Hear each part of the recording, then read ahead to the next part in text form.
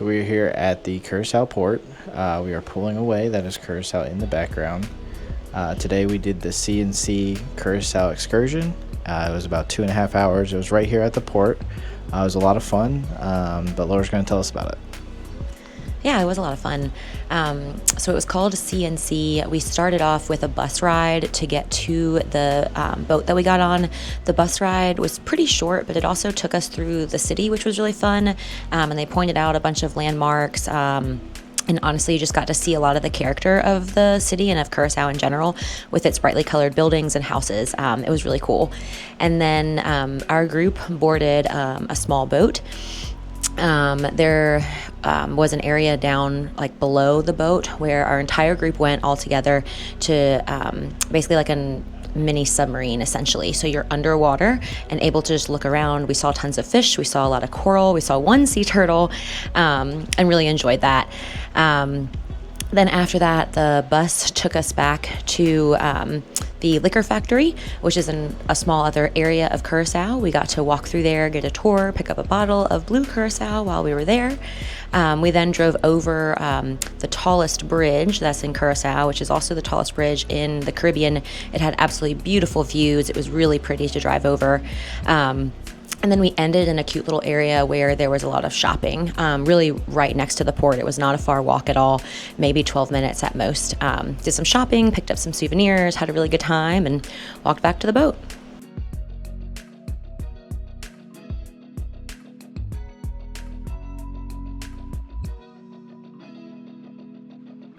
The excursion we decided to do was called C&C Curacao.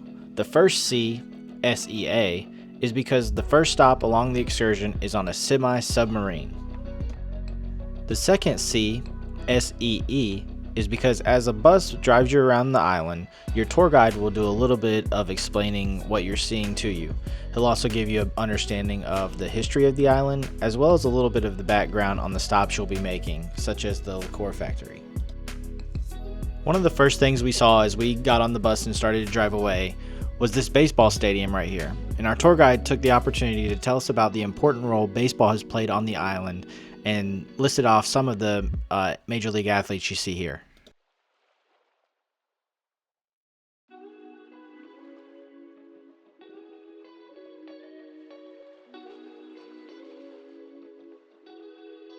The capital city of Willemstad is famous for its vibrantly colored Dutch architecture, which was definitely on display as we drove around the city, which you can see here. We were lucky enough to have an absolutely beautiful day, so the colors of the buildings were really shining.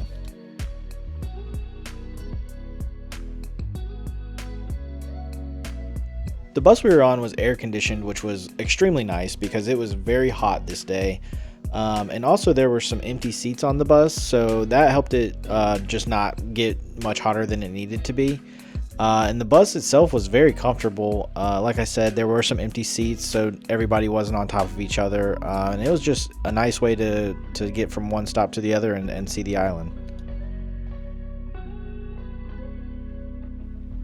As we drove further away from the port, we got to be able to see more of what I would like to call the true island, and it's just not areas that are specifically made for tourism. But one thing that stuck out was there are definitely pockets where the architecture is just still so beautiful and so many cool buildings to see. The first stop along the excursion was for our semi-submarine adventure. For this one, we actually pulled into the Dreams Resort and the boat was waiting for us on their dock. I wasn't really sure what to expect on this boat, but it ended up being a lot of fun and I would highly recommend it. So how it works is you are on a pretty much normal boat and you go out a little ways. It's not a very long drive at all. And then you go underneath the bow of the boat and into the little semi-submarine part of the boat. And as you can see here, you're just kind of in a little tube.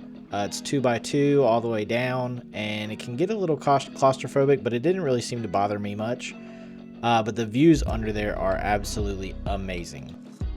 Unfortunately, the GoPro I was recording this on decided it wanted to pick up all of the dirt on the windows, so that takes away a little bit of it. But they also have these charts where you can see all the different fish you might potentially see. So if you see something and you want to know what it is, you can identify it there. I took a picture of it so that I could kind of go back and see the fish I saw and see what they were. I wasn't really sure how many fish we'd be able to see or what types, but we did get to see a sea turtle, which you can see right here, which was really exciting. Everybody really enjoyed that part. You're not out there for an incredibly long amount of time, but the boat does do a little out and back along a cliff. So on one side, depending on if you're on the right or the left side of the boat, you'll be, mainly along what's relatively flat, and the other side will be a pretty steep drop off. But you're not out there too long, so it's not a short amount of time. It's not a very long amount of time. It seemed about just right.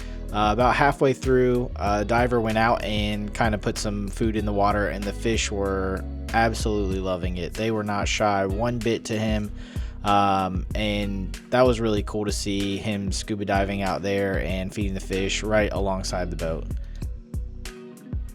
Unfortunately for us, when we had about, maybe 2 or 3 minutes left in our little excursion, one of our passengers got a little seasick, and so with it being such tight quarters, there wasn't really anywhere to escape that. So if you are sensitive to that kind of thing, it might be a problem for you. For me and my family, none of us had any issues, but it definitely could be a problem for you.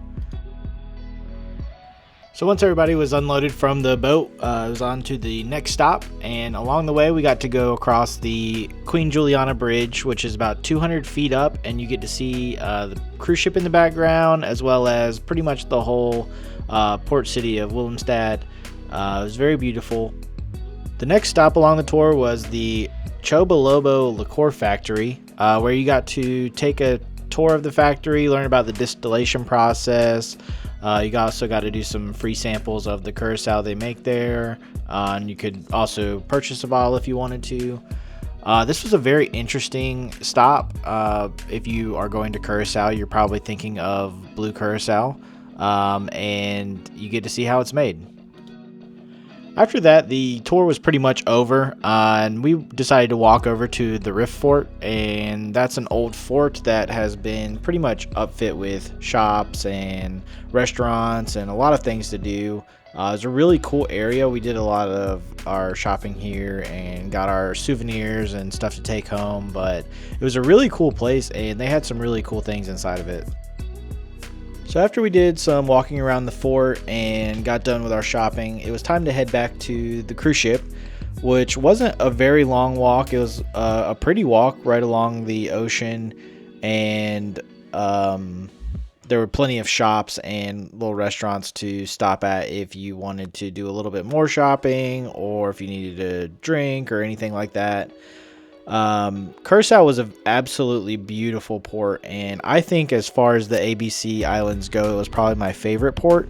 Definitely one I would recommend if you're going on a cruise, especially to the Southern Caribbean, and one I would love to go back to, but highly recommend. It was an absolutely beautiful place.